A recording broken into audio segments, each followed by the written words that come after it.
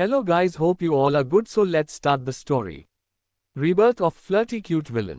A flat तक अपने ऊपर किसी की नजरों की तपिश महसूस करके दक्ष ने नजरें उठा सामने देखा। उसकी नीली आंखें रोज की भूरी आंखों से जा मिली। जहां दक्ष की आंखों में कुछ नहीं था तो वही रोज की आंखें सुर्ख लाल हो रखी थी। तभी दक्ष ने रोज की आंखों में देखते हुए कहा, बहुत जल्दी उठ गई। मुझे तो लगा था कि कल रात के बाद तुम पूरे दिन सोने वाली हो। उसने इतना ही कहा था तभी रोज झटके से बेड से उठी और अपने दर्द को इग्नोर करके दक्ष के सामने आकर खड़ी हो गई। दक्ष बिना किसी एक्सप्रेशन के चुपचाप रोज की आंखों में देख रहा था। तभी रोज ने तेज आवाज में कहा, हाउ डरे you force yourself on me. ये कहकर उसने बिना सोचे समझे एक खींच के थप्पड़ दक्ष के गाल पर जड़ दिया। ए फ्लैट आगे दक्ष को गोली लगना, रोज का रोना। उसने इतना ही कहा था तभी रोज झटके से बेड से उठी और अपने दर्द को इग्नोर करके दक्ष के सामने आकर खड़ी हो गई। दक्ष बिना किसी एक्सप्रेशन के चुपचाप रोज की आंखों में देख रहा था। तभी रोज ने तेज आवाज में कहा, हाउ डरे you force yourself on me. ये कहकर उसने बिना सोचे समझे एक खींच के थप्पड़ दक्ष के गाल पर जड़ दिया। दक्ष का चेहरा एक तरफ झुक गया।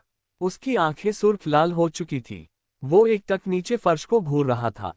गुस्से से उसकी मुठियां कस चुकी थी और माथे की नसें उभर आई थी। रोज की आंखों से आंसू बहने लगे थे।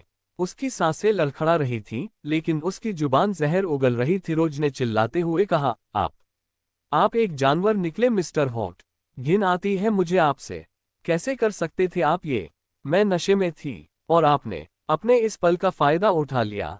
घिनौने आदमी। ये कहते हुए वो कांप रही थी। आंखों में नफरत थी, दर्द था और सबसे ज्यादा टूटन थी। रोज ने रोते हुए आगे कहा, आप भी बाकी आदमियों जैसे निकले, एक लड़की की बेहोशी का फायदा उठाने वाले। आपसे नफरत है मुझे मिस्टर हॉट, सिर्फ नफरत। ये कहते कहते उसने अपने चेहरे को दोनों हथेलियों से ढक लिया और जोर से रोने लगी। वही उसकी बात सुनकर दक्ष का चेहरा और ज्यादा काला पड़ गया। दक्ष ने कस के अपनी आंखें बंद कर ली। कुछ पल बाद उसने झटके से अपनी आंखें खोली। उसकी आंखें सुर्ख लाल हो रखी थी, जैसे उनमें से अभी खून निकल आएगा। तभी दक्ष ने सर टेढ़ा कर रोज को देखा और झटके से उसकी बाजुओं को पकड़ अपने करीब खींच लिया। रोज की हल्की सी आह निकल गई और उसका सर सीधे दक्ष के मस्कुलर सीने से आ लगा। रोज ने तुरंत सर उठा, अपनी लाल आंखों से दक्ष की सुर्ख आंखों में देखा, लेकिन दक्ष की आंखें देखकर भी रोज के चेहरे पर खौफ की एक शिकन तक नहीं आई। वो अभी भी नफरत से दक्ष को देख रही थी। तभी दक्ष ने उसकी बाजुओं पर अपनी पकड़ मजबूत करते हुए दांत पीसकर कहा, how dare you to slap मी।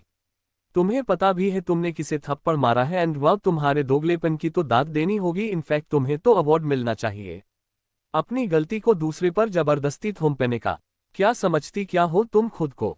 या फिर शायद मैंने ही तुम्हें अपनी लाइफ में कुछ ज्यादा ही इम्पोर्टेंस दे दी है जो तुम हवा में उड़ने लगी हो। औकात क्या है तुम्हारी मेरे सामने? और वैसे भी मैंने कल रात तुम्हारे साथ कुछ गलत नहीं किया था। तुम्हें खरीदा है मैंने और तुम पर हक बनता है मेरा जो चाहे वो करने का।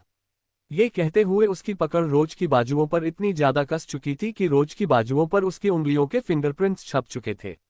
वही उसकी बातें सुनकर रोज एकदम से हैरान रह गई। उसके शरीर में असहनीय दर्द हो रहा था, लेकिन उससे भी कहीं ज्यादा उसके दिल में दर्द हो रहा था दक्ष की बात सुनकर। क्या कहा आपने मुझे खरीदा है? रोज ने दक्ष की आंखों में देखते हुए लड़खड़ाती आवाज में पूछा। उसका सवाल सुनकर अचानक ही दक्ष को रियलाइज हुआ कि उसने क्या कहा है।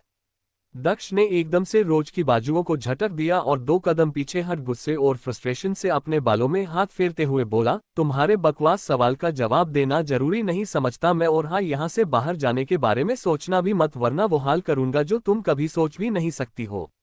आज से तुम मेरे साथ मेरे विला में रहोगी। ये कहकर उसने एक नज़र रोज को देखा जो बिना किसी एक्सप्रेशन के खड़ी एकटक उसे ही देख रहा था, और फिर दक्ष रोज को इग्नोर करके क्लोजेट में चला गया। इधर रोज चुपचाप खड़ी सामने देख रही थी। उसके कानों में सिर्फ एक ही बात गूंज रही थी, मैंने तुम्हें खरीदा है। तभी रोज ने चीखते हुए अपने कानों पर अपनी हथेलियों रखते हुए दर्द भरी आवाज में कहा, नहीं मिस्टर हॉट, झूठ बोल रहे हैं। मैं कोई सामान नहीं हूं जिसे कोई भी खरीद सकता है। I am a human and मुझे कोई कैद नहीं कर सकता है। मैं कमजोर रोज नहीं बल्कि नताशा हूं जिसने कभी कैद होना सिखा ही नहीं है। ये कहते हुए रोज ने एक नज़र नफरत से क्लोजेट के बंद डोर को देखा और फिर बेड पर रखी अपनी ड्रेस को उठाकर पहन लिया। रोज ने एक नज़र पूरे रूम पर डाली और फिर तुरंत बिना किसी की परवाह किए रूम से बाहर निकल गई। रोज बाहर आ चुकी थी। इस वक्त दक्ष के विला में एक भी सिक्योरिटी गार्ड नहीं थे। सब बैकयार्ड की तरफ थे, इसलिए रोज को कोई प्रॉब्लम नहीं हुई बाहर निकलने में। रोज मेन गेट से निकलते हुए बाहर सड़क की तरफ जा रही थी, लेकिन तभी एक गन शॉट की आवाज उस शांत माहौल में गूंज गई। रोज के कदम एकदम से रुक गए। उसने तुरंत चारों तरफ देखा और तभी उसकी नजरें सामने की बिल्डिंग पर पड़ी, जहां छत पर एक आदमी हाथ में गन पकड़े खड़ा उसकी तरफ शूट कर रहा था। लेकिन तभी अचानक से रोज की नजरें अपने सीने पर पड़ रही छोटी सी रेड लाइट पर पड़ी, जिसे देखते ही रोज की आंखें हैरानी से बड़ी बड़ी हो गई। उसके कदम अपने आप पीछे होने लगे। रोज ने धीरे से अपना सरनामे हिलाते हुए कहा, नहीं, मुझे इतनी जल्दी नहीं मरना है। ये कहते हुए उसकी आंखों से आंसू छलक आए और चेहरे पर मौत का खौफ नजर आने लगा। उसके पैर कांप रहे थे और ठंड होने के बावजूद भी माथे पर पसीने की बूंदें उभर आई थी। रोज को समझ नहीं आ रहा था कि सामने खड़ा आदमी कौन है और क्यों उसे मारना चाहता है। उस आदमी ने मुंह पर मास्क पहना था, इसलिए उसकी शक्ल ठीक से दिखाई नहीं दे रही थी। तभी एक बार फिर गन शॉट की आवाज गूंज गई। रोज ने चीखते हुए अपनी आंखें बंद कर ली, लेकिन तभी किसी ने उसे कमर से पकड़ झटके से अपने करीब खींच लिया और एकदम से उसे लेकर लिफ्ट हो गया, जिससे अब निशाने पर वो शख्स था। एक साथ 2 बार गन शॉट की आवाज गूंज गई, लेकिन तीसरी बार वो आदमी शूट कर पाता उससे पहले ही दक्ष के बॉडीगार्ड आ गए और छत पर खड़े आदमी को शूट कर दिया। वो आदमी ऊपर से सीधा नीचे सड़क पर आ गिरा। एक चीख उस पूरे शांत माहौल में गूंज उठी। कुछ पल बाद जब रोज को अपनी बॉडी में कहीं पेन फील नहीं हुआ और किसी का मजबूत हाथ अपनी कमर पर महसूस करके उसने तुरंत अपनी आंखें खोली। आंखें खुलते ही रोज की नजरें दक्ष के हैंडसम चेहरे पर पड़ी। दक्ष की आंखें हल्की लाल हो रखी थी और उसके होंठ कांप रहे थे। मिस्टर हॉट, दक्ष को देखकर रोज ने धीरे से बुदबुदाते हुए कहा। उसकी आंखों से और तेजी से आंसू बहने लगे। तभी दक्ष ने धीमी सी आवाज में कहा, मना किया था ना लिटिल पैकेट की बिना मेरी परमिशन के घर से बाहर मत निकलना। ये सुनते ही रोज झट से दक्ष के सीने से लग गई और रोते हुए बोली, मुझे डर लग रहा है। यहाँ क्या हो रहा है? प्लीज मुझे मेरे घर जाना है। ये कहते कहते अचानक ही रोज चुप हो गई। उसके हाथ जो दक्ष की पीठ पर थे उन पर कुछ गिला गिला सा गिर रहा था, जिसका एहसास होते ही रोज की बात उसके मुंह में ही रह गई। रोज तुरंत दक्ष से दूर हुई और अपने हाथ को आगे करके देखा, जिन पर खून लगा था। उसके हाथ खून से सने थे, लेकिन वो खून उसका नहीं दक्ष का था। रोज के हाथ एकदम से कांप गए। उसने धीरे से नजरें उठा कांपते हुए दक्ष को देखा, जिसकी आंखें धीरे धीरे बंद हो रही थी और दूसरे ही पल दक्ष सीधा नीचे जा गिरा। उसकी पीठ और कंधे पर 2 गोलियां लगी थी। To be continue. रिया की साजिश में फंसी रोज। रोज के हाथ एकदम से कांप गए।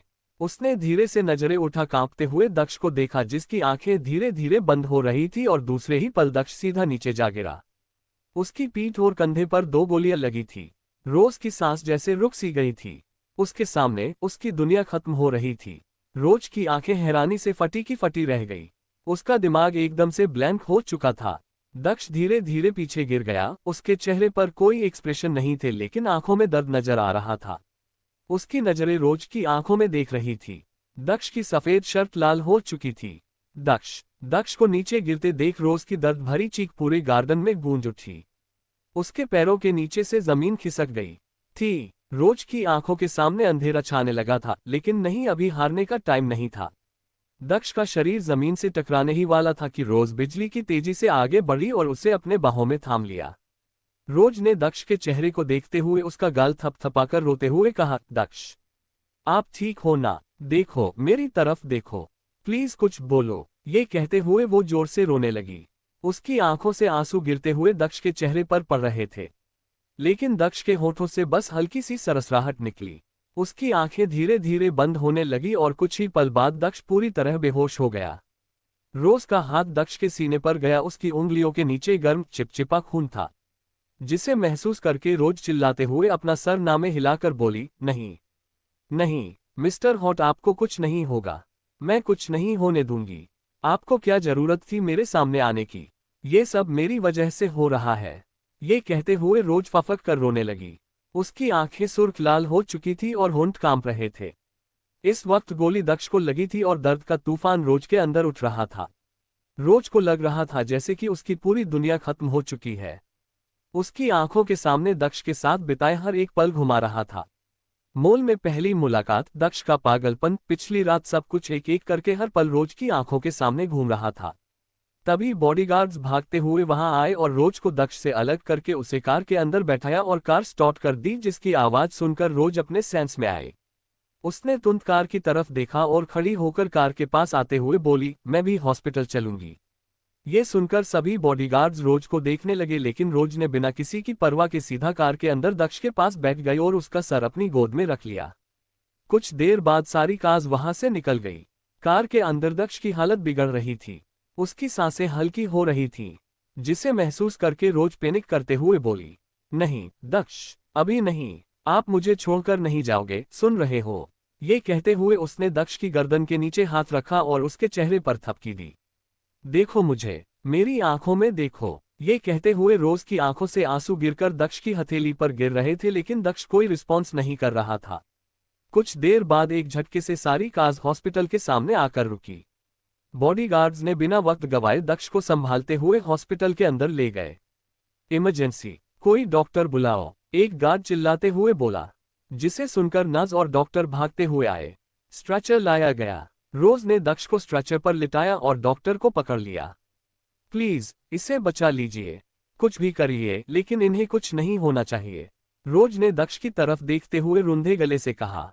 डॉक्टर ने एक नज़र रोज को देखा और उसे पेशेंस रखने का बोलकर दक्ष को अंदर ले गए। रोज बाहर खड़ी थी, उसके हाथ कांप रहे थे। उसके पूरे शरीर पर दक्ष का खून लगा था। उसके सारे कपड़े खराब हो चुके थे, बाल बिखरे हुए थे, लेकिन रोज को इस वक्त किसी का होश नहीं था।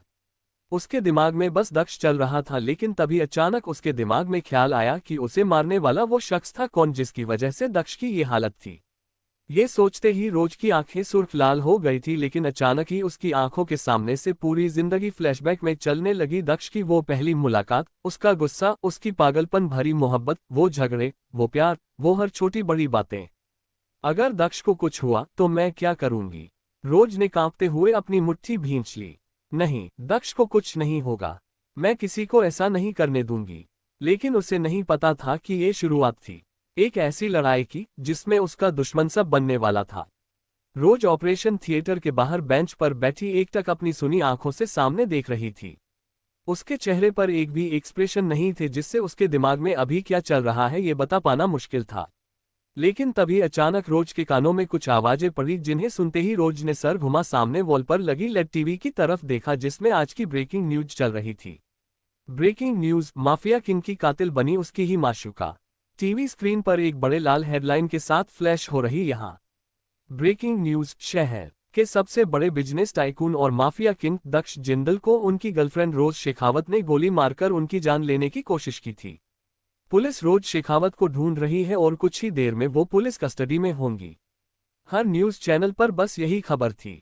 तभी एक रिपोर्टर ने कहा, हम आपको वो एक्सक्लूसिव वीडियो दिखाने जा रहे हैं जिससे साफ हो जाएगा कि आखिर माफिया किंग की जान लेने की साजिश के पीछे कौन है। ये कहकर टीवी स्क्रीन पर वीडियो चलाया गया। उस वीडियो में रोज दक्ष के सामने खड़ी थी। रोज के हाथ में गन थी और उसने दक्ष की तरफ गन पॉइंट की हुई थी। तभी गोली चलने की आवाज उस शांत माहौल में गूंज उठी। जैसे ही रोज ने गोली चलाई, दक्ष सीधा जमीन पर गिर गया। तभी वीडियो कट हुआ और रिपोर्टर ने सीरियस लहजे में कहा, यह वीडियो सोशल मीडिया पर वायरल हो चुका है। लोग पूछ रहे हैं, क्या वाकई रोज शेखावत दक्ष जिंदल की गर्लफ्रेंड थी और क्यों किया रोज शेखावत ने ऐसा? ये सारी न्यूज देखकर और सुनकर रोज एकदम से शॉक्ड रह गई। हैरानी से उसकी आंखें फैल गई और अचानक ही उसका दिल तेजी से धड़कने लगा। वो पहले से ही परेशान थी और अब ये दूसरा धमाका। रोज को समझ नहीं आ रहा था कि ये सब उसके साथ हो क्या रहा था, कौन कर रहा है ये सब। सवाल बहुत थे, लेकिन अफसोस रोज के पास इन सब सवालों के जवाब नहीं थे। इधर दूसरी तरफ रिया अपने फोन की स्क्रीन पर खबर देखकर एक जहरीली मुस्कान दे रही थी। देखा रोज, अब पूरा इंडिया तुझसे नफरत करेगा, ये कहकर उसने ठहाका लगाया और फोन पटक दिया। अचानक ही रिया पागलों की तरह हंसने लगी। To be continue. रिया की चाल पड़ी उल्टी। रिया अपने फोन की स्क्रीन पर खबर देखकर एक जहरीली मुस्कान दे रही थी। देखा रोज, अब पूरा इंडिया तुझसे नफरत करेगा, ये कहकर उसने ठहाका लगाया और फोन पटक दिया। अचानक ही रिया पागलों की तरह हंसने लगी। इधर दूसरी तरफ हॉस्पिटल में, हॉस्पिटल के साथ हर जगह दक्ष को गोली लगने वाली खबर आग की तरह फैल चुकी थी। हॉस्पिटल के बाहर मीडिया और पुलिस वालों की भीड़ जमा हो चुकी थी, कैमरों की फ्लैश लाइट्स और रिपोर्टरों के सवालों की गूंज माहौल को और भी स्ट्रेसफुल बना रही थी। अंदर ऑपरेशन थिएटर की लाल लाइट अब भी जल रही थी, लेकिन बाहर रोज, जो अभी कुछ ही देर पहले टूटने की कगार पर थी, अब पूरी तरह बदल चुकी थी। वो बेंच से उठी, अपना चेहरा पोंछा और गहरी सांस ली। उसकी आंखों में अब डर नहीं, बल्कि एक अजीब सा सन्नाटा और ठहराव था, मानो अब कोई भी उसे हिला नहीं सकता था। तभी इंस्पेक्टर रोज के सामने आकर खड़े हो गए। उनके साथ में 2 लेडी कांस्टेबल और एक मेल कांस्टेबल भी था। मिस रोज शेखावत, पुलिस इंस्पेक्टर की कड़कती आवाज गूंजी और रोज ने धीरे से नजरें उठाकर उसे देखा। इंस्पेक्टर बिना किसी एक्सप्रेशन के रोज की आंखों में देखकर बोले, आप पर दक्ष जिंदल को जान से मारने की कोशिश का आरोप है। हमारे पास सबूत हैं और मीडिया पहले ही आपको गुनहगार ठहरा चुकी है। आपके पास सफाई के लिए कुछ है? ये सुनकर रोज ने हल्की सी हंसी भरी, लेकिन उसमें कोई खुशी नहीं थी, बस एक गहरी, खतरनाक शांति थी। सफाई। रोज ने कदम आगे बढ़ाया और एक नजर ऑपरेशन थिएटर की जलती लाइट पर डाली, फिर पुलिस इंस्पेक्टर की आंखों में झांककर बोली, जिसे मरना था वो अंदर जिंदगी और मौत से लड़ रहा है, और जिसे मारने का इल्जाम लग रहा है वो अब भी सांस ले रही है। अब बताए, असली कातिल कौन है? ये सुनकर इंस्पेक्टर थोड़ा झिझका, लेकिन उसने खुद को संभालते हुए कहा, वीडियो में आप ही गोली चलाते हुए दिख रही हैं। आप इनकार नहीं कर सकती। रोज ने हल्के से सिर टेढ़ा किया। उसकी आंखों में अब तक का सबसे खतरनाक कॉन्फिडेंस था। वीडियो में जो दिखता है वो सच होता तो दुनिया इतनी आसान होती, इंस्पेक्टर साहब। ये सुनकर पुलिस वाले और बाकी लोग चुप हो गए। रोज ने अपने लहूलुहान हाथों की तरफ देखा, फिर एक कदम आगे बढ़ते हुए अपनी आवाज में वही धार भरी जिसके लिए वह जानी जाती थी। अब सुनो और कान खोलकर सुनो। जो आदमी अंदर पड़ा है वो मेरी जिंदगी है। उसे कोई छू भी ले तो मैं उसकी दुनिया तबाह कर दूंगी। और जहां तक इस वीडियो की बात है, तो जिस दिन असली गुनहगार सामने आएगा उस दिन ये दुनिया मेरी कहानी सुनेगी, तुम्हारी नहीं। रोज की आंखों में जलती आग देखकर इंस्पेक्टर कुछ देर के लिए चुप हो गया, लेकिन फिर उसने एक गहरी सांस भरते हुए कहा, आपके बोलने से कुछ नहीं होगा, आपको अभी हमारे साथ चलना होगा। कहकर उसने लेडी कांस्टेबल की तरफ इशारा किया। कांस्टेबल ने अपना सिर हाँ में हिलाया और हथकड़ी लेकर रोज के पास आने को होती है, लेकिन तभी रोज ने गुस्से से जलती नजरों से उसे देखा और बोली, मुझे हथकड़ी पहनाने से अच्छा एक बार उस वीडियो को चेक कर लेते कि वो रियल है या फिर फेक। हमारा लो इतना भी वीक नहीं है कि फेक या रियल को ना पहचान सके। अगर मैंने तुम सब पर बिना इन्वेस्टिगेशन किए गिरफ्तार करने का केस अलगा दिया ना, तो फिर ना तुम्हारी ये वदी रहेगी और नहीं फिर कभी किसी इनोसेंट को गिरफ्तार करने की कोशिश करोगे। बोलते हुए वो गुस्से से उन सबको देख रही थी। इधर पुलिस को देखकर आसपास कई लोग जमा हो गए थे। कुछ अपने फोन का कैमरा ऑन करके वीडियो बना रहे थे, तो कुछ लोग सामने चल रहे ड्रामा को एंजॉय कर रहे थे। अब तक मीडिया भी अंदर आ चुकी थी। उन सबके कैमरे ऑन थे और सब कुछ टीवी पर लाइव दिख रहा था। रिया, जो इतनी देर से पागलों की तरह हंस रही थी, उसके कानों में जैसे ही टीवी में से रोज की आवाज पड़ी, उसकी हंसी एकदम से गायब हो गई और उसने हैरानी के साथ टीवी की तरफ देखा। ईशान और रोहित, जो एक रेस्टोरेंट में बैठे खाना खा रहे थे, सामने चल रही न्यूज में जब उन्हें रोज की आवाज सुनाई दी तो उन्होंने भी नजरें उठा टीवी की तरफ देखा। अब तक उन्होंने ध्यान नहीं दिया था, लेकिन अभी टीवी पर चल रही न्यूज को देखकर वो पूरी तरह शॉक्ड रह चुके थे। रोज की फैमिली के साथ दक्ष की फैमिली भी न्यूज देख रही थी। आर्यन, जो आराम से सोफे पर पसर कर बैठा अपनी जीत को एंजॉय कर रहा था, अभी की लाइव न्यूज देखकर उसका चेहरा एकदम से पीला पड़ गया और चेहरे की स्माइल एकदम से गायब हो गई। उसे अंदर ही अंदर अब डर लगने था कि अगर रोज ने सब कुछ पुलिस को बता दिया और अगर गलती से भी दक्ष को गोली मारने वाला आदमी पुलिस के हाथ लग गया तो उसे जेल जाने से कोई नहीं बचा सकता था। और सबसे बड़ी बात कि अब ये न्यूज पूरे देश में फैल चुकी थी, इसलिए इस केस से बचना इम्पॉसिबल था।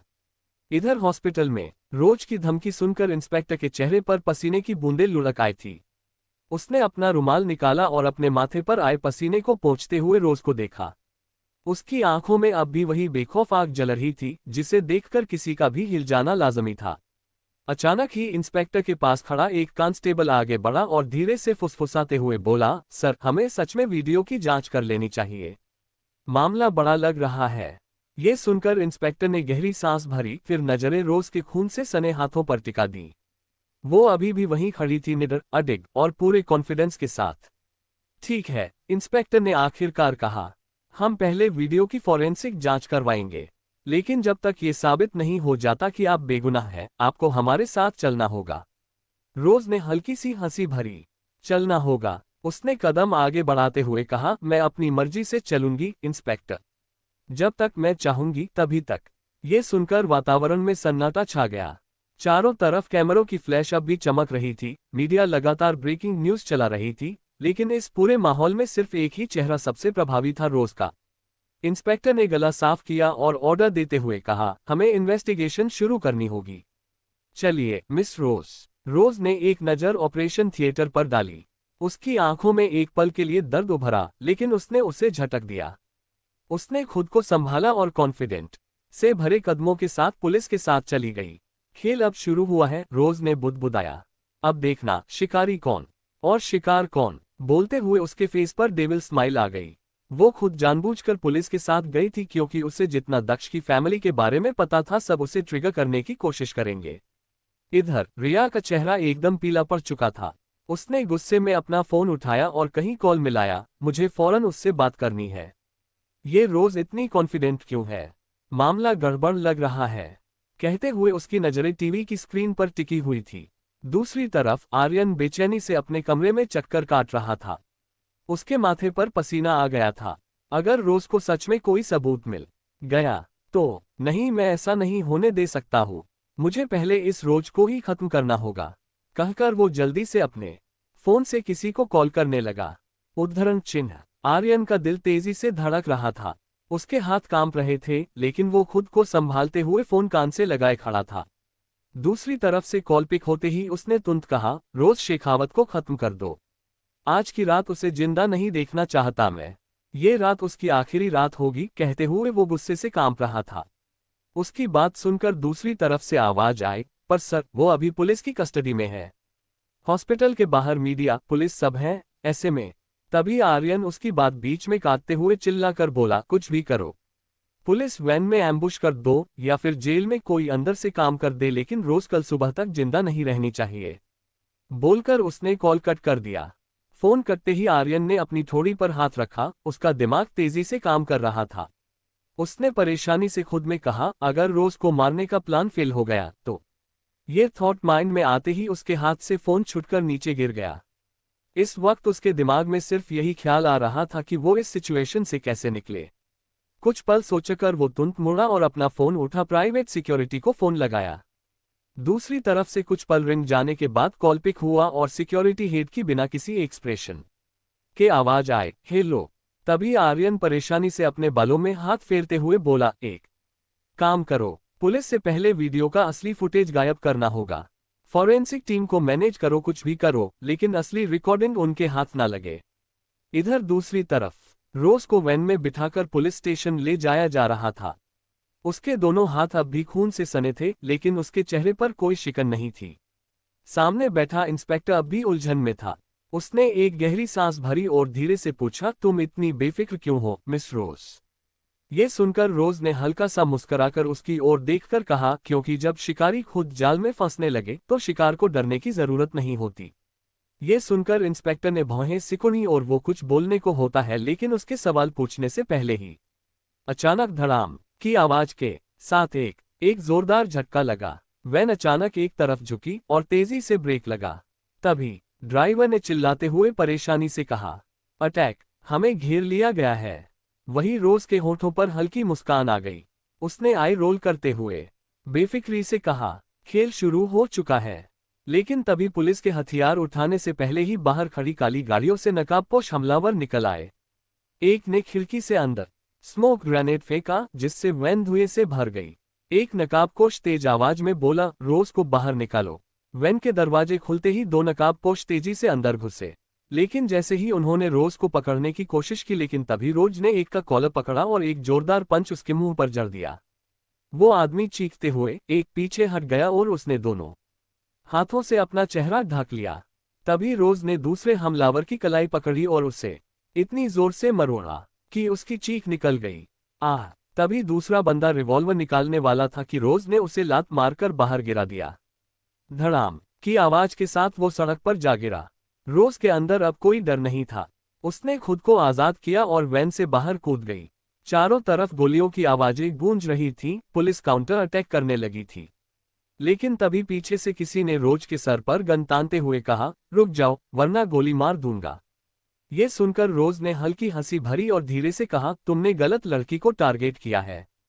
कहकर वो ट्रिगर दबने से पहले ही मुड़ी, उसका हाथ बिजली की तरह चला और अगले ही पल धप्पा की आवाज के साथ हमलावर की बंदूक जमीन पर गिर चुकी थी।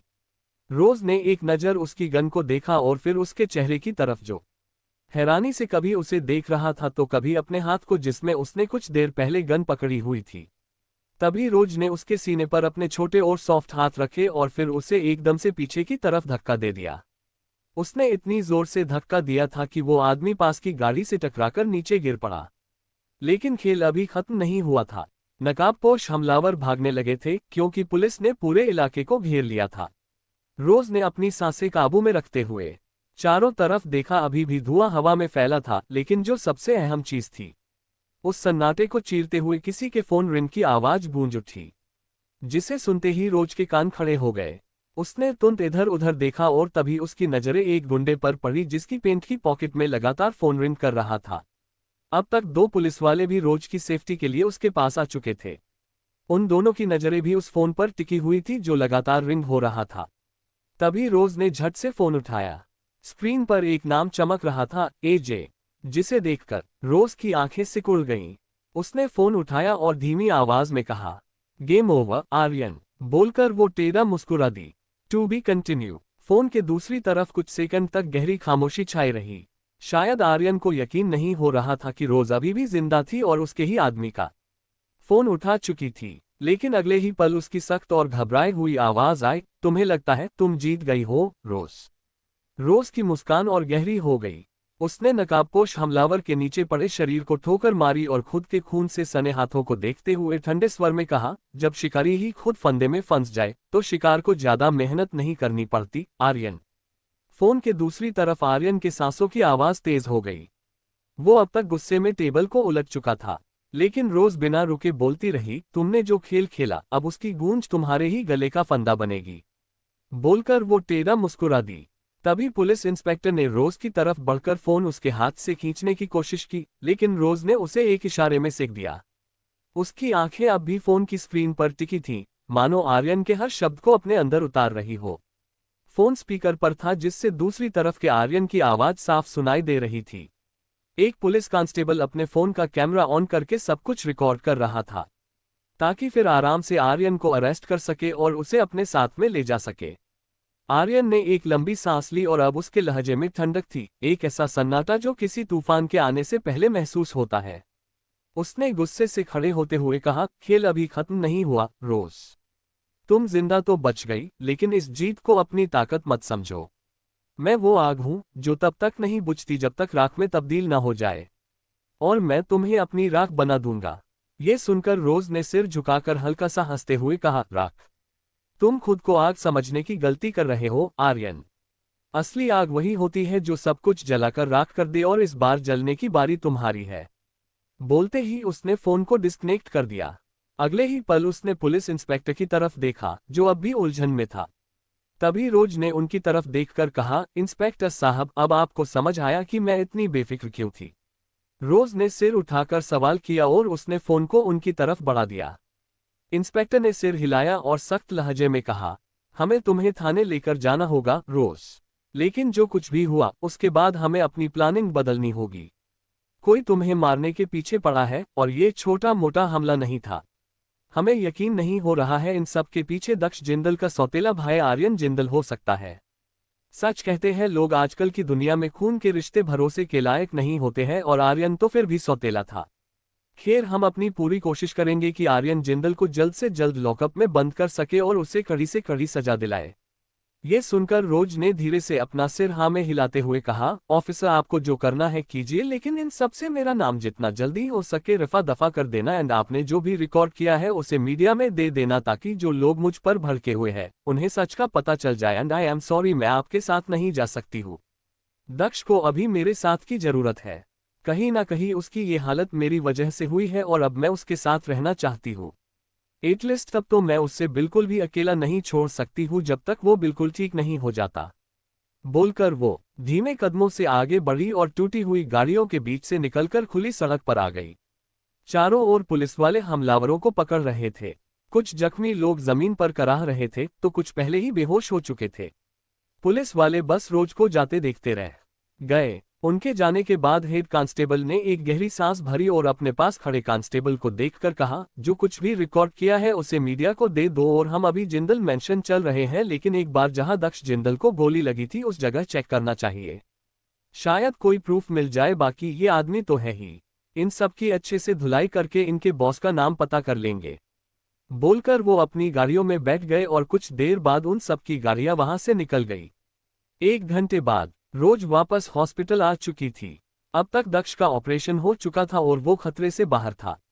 डॉक्टर 12 घंटे बाद होश में आने का कहकर चले गए। अब तक इशिता भी वहां आ चुकी थी। वो दक्ष के बेड के पास उसका हाथ पकड़े बैठी एकटक उसके चेहरे को देख रही थी।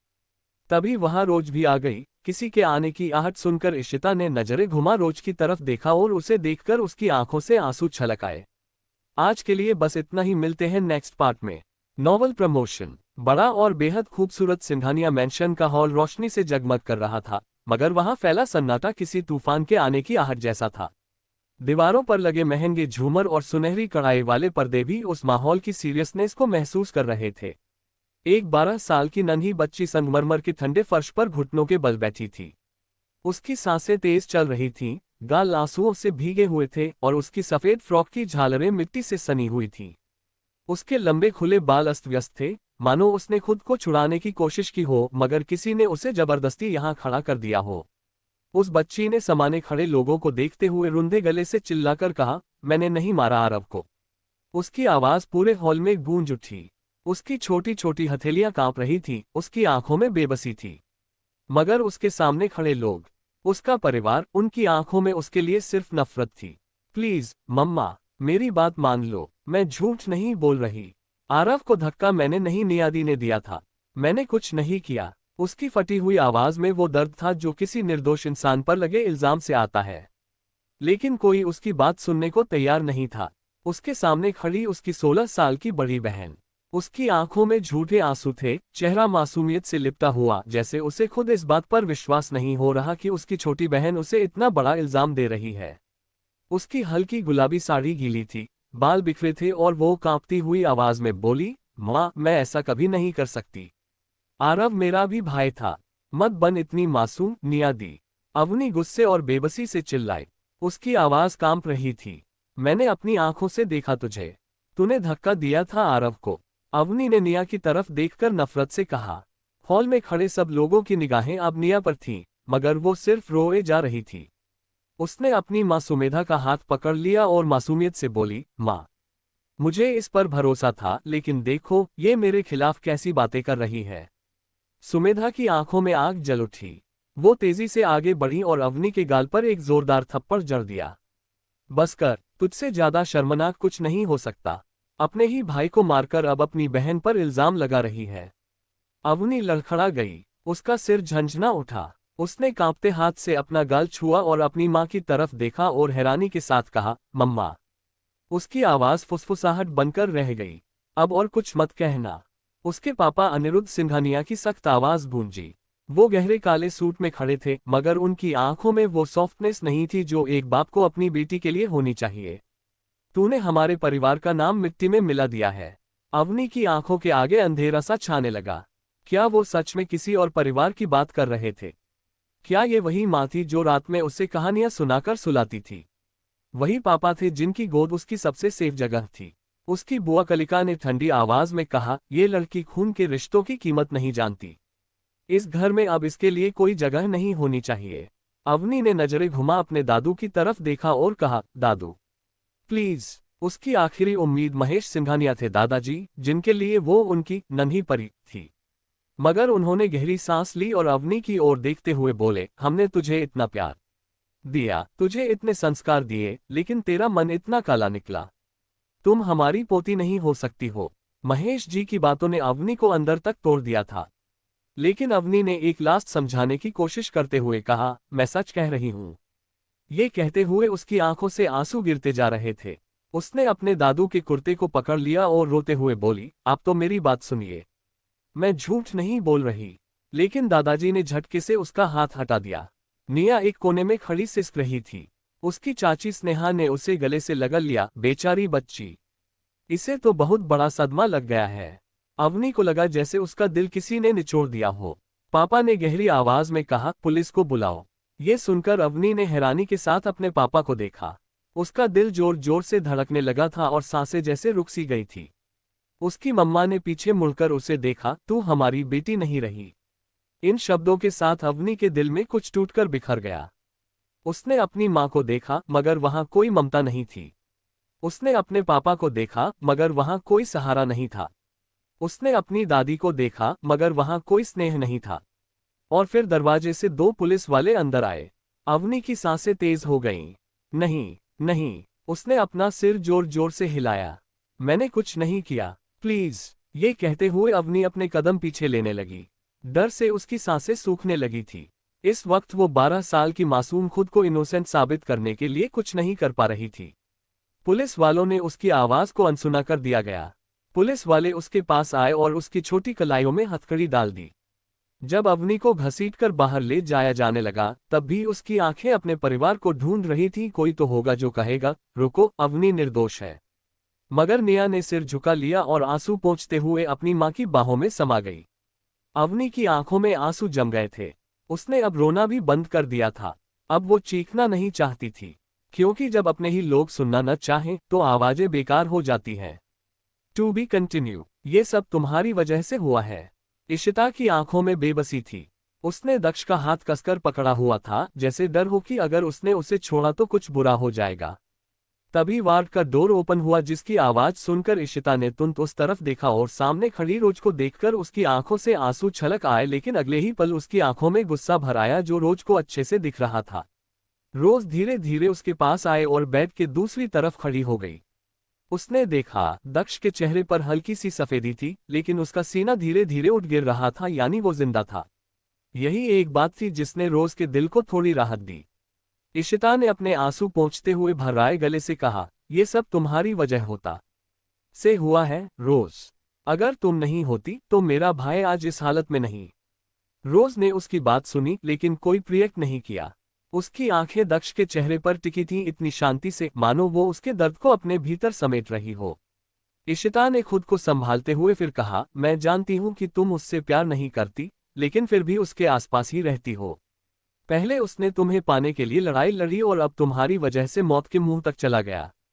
रोज ने तब भी कोई जवाब नहीं दिया। उसे अच्छे से पता था कि इशिता अपनी जगह सही है। दक्ष उसका भाई ही नहीं बल्कि उसकी पूरी दुनिया था। जो प्यार कभी इशिता को अपनी फैमिली से नहीं मिला, वो प्यार दक्ष ने उसे अकेले दिया था। तभी रोज ने एक हल्की सांस लेकर धीमे से बोली, इशिता, मुझे पता है तुम गुस्से में हो और तुम्हारा गुस्सा सही भी है, लेकिन ये मत भूलो कि अगर आज मैं नहीं होती तो शायद दक्ष जिंदा नहीं होता। ये सुनकर इशिता ने रोते हुए कहा, तो क्या अब मैं तुम्हारा एहसान मानूं? रोज हल्का सा मुस्कुराए, लेकिन उसकी मुस्कान में दर्द छुपा था। उसने दक्ष का दूसरा हाथ थामा और बेहद सॉफ्टली उसे अपनी उंगलियों से सहलाने लगी। रोज ने दक्ष के चेहरे को देखते हुए कहा, मैं कोई एहसान नहीं चाहती इशिता। मैं सिर्फ इतना चाहती हूं कि जब ये जागे तो सबसे पहले मुझे देखे, ये मुझे अपने पास महसूस करे। इशिता रोज की आंखों में देख रही थी, उन आंखों में जो बर्फ जैसी ठंडी हुआ करती थी, लेकिन अब उनमें हल्की सी नमी थी। इशिता ने धीरे धीरे दक्ष का हाथ छोड़ा और कहा, अगर तुम सच में उसे चाहती हो तो उसे दर्द मत देना रोज। उसे और तकलीफ मत देना। पहले ही हमारी फैमिली ने भाई को काफी तकलीफ दी थी, लेकिन वो सब तो होंगी। उन्होंने बर्दाश्त कर लिया, लेकिन तुमसे दूरी उन्हें बिल्कुल भी बर्दाश्त नहीं। ये सुनकर रोज ने बिना पलक झपकाए कहा, अगर उसे दर्द हुआ तो सबसे पहले वो दर्द मैं खुद महसूस करूंगी इशिता। ये मेरा वादा है। इशिता ने रोज की आंखों में झांका और फिर एक गहरी सांस लेते हुए कमरे से बाहर चली गई। अब रूम में सिर्फ रोज और दक्ष थे। रोज ने धीरे से उसका हाथ पकड़ते हुए फुसफुसाया, तुम हमेशा मेरी दुनिया में तूफान बनकर आते हो दक्ष, लेकिन इस बार मैं तुम्हारे साथ हूं। इस बार मैं तुम्हें खोने नहीं दूंगी। उसने झुककर बहुत धीरे से उसकी हथेली पर एक हल्की सी किस की और उसकी उंगलियों को अपनी उंगलियों में फंसा लिया। कमरे में सिर्फ मॉनिटर की बीप की आवाज थी और रोज के दिल की धड़कनों की। हॉस्पिटल के बाहर बारिश शुरू हो चुकी थी। तेज हवा खिड़कियों को हिला रही थी, जैसे किसी तूफान के आने की आहट हो। लेकिन असली तूफान हॉस्पिटल के अंदर नहीं, बल्कि शहर के एक दूसरे कोने में खड़ा था, रिया के रूप में। इधर दूसरी तरफ रिया एक महंगे पेंटहाउस में खड़ी थी, उसका चेहरा गुस्से और जलन से तमतमा रहा था। उसने अपने हाथ में पकड़ा हुआ वाइन ग्लास इतनी जोर से दीवार पर पटका कि कांच के टुकड़े फर्श पर बिखर गए। उसके सामने उसके आदमी खड़े थे, वो लोग जिन्हें उसने और आर्यन ने रोज को खत्म करने के लिए भेजा था। लेकिन अब वे सब सिर झुकाए खड़े थे, जैसे किसी गुनाह की सजा के लिए तैयार हो। तुम सब निकम्मे हो, रिया की आवाज गूंज उठी। एक अकेली लड़की को नहीं संभाल पाए, उल्टा पुलिस को मौका दे दिया कि वो आर्यन तक पहुंच जाए। बोलते हुए उसका चेहरा गुस्से से तमतमाया हुआ था। तभी एक आदमी ने हिम्मत जुटाकर कहा, मैम, हमें नहीं पता था कि रोज इतनी खतरनाक होगी। उसने हमारे सारे आदमियों को गिरा दिया, और फिर पुलिस भी उसके साथ थी। ये सुनकर रिया एकदम से हंसने लगी, लेकिन उसकी हंसी में गुस्सा भरा हुआ था। उसने पास पड़े डेकोरेटिव स्टैंड को जमीन पर गिरा दिया। रोज, रोज, रोज, उसने दांत पीसते हुए कहा। तुम्हें क्या लगता है ये लड़की हमेशा जीतती रहेगी? नहीं, अब की बार शिकारी मैं हूं और इस बार शिकार वो होगी। उसने एक आदमी की तरफ इशारा करते हुए कहा, आर्यन का क्या हुआ? उसका सवाल सुनकर वो आदमी अपना सर झुकाकर बोला, वो अब भी पुलिस से बचने की कोशिश कर रहा है, लेकिन बहुत जल्दी पकड़ा जाएगा। ये सुनकर रिया की आंखों में गहरी सोच उभर आई। वो मन ही मन सोचते हुए बोली, अगर आर्यन गिरा तो मैं अकेली रह जाऊंगी। मुझे उसे गिरने से पहले ही अपना बचाव करना होगा। सोचते हुए उसने अपना फोन निकाला और किसी को कॉल मिला दिया। गाइस, इस स्टोरी की राइटर ने आगे चैप्टर अपडेट नहीं किए हैं तो उसके सॉरी, क्योंकि ये स्टोरी कंटिन्यू नहीं हो पाएगी। मैंने कोशिश की थी राइटर के व्हाट्सएप चैनल से स्टोरी के लिए, बट वो कंटिन्यू करना नहीं चाहती इस स्टोरी को, सो सॉरी अगेन, बट अब आगे से सारी स्टोरीज कंप्लीट होंगी। So stay tuned for more interesting stories and don't forget to like and subscribe to our channel for further more stories. Bye bye.